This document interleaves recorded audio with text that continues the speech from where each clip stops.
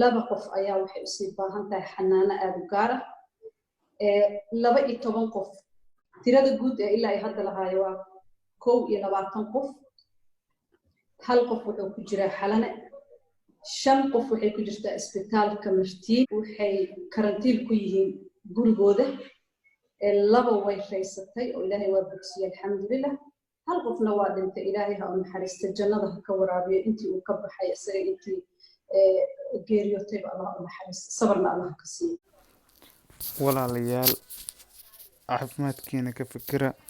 talooyinka hay'adaha caafimaadka ee sheegayaan qaata stay safe please dadka agtiina ka dhow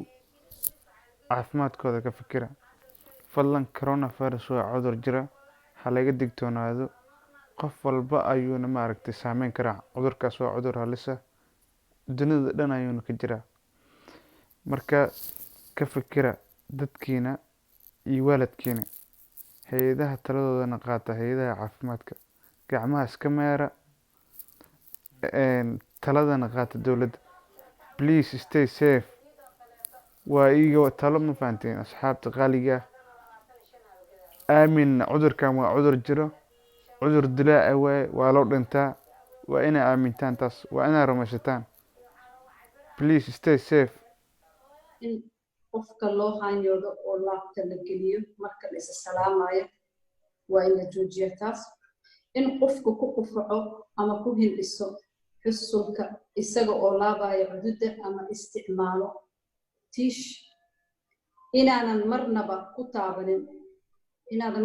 taabanin gacmaha afkaaga sankaaga iyo indhahaaga qof kasta oo isku arka qandho qufac ama neef qabasho waa inuu wacaa lambarka gaaban ee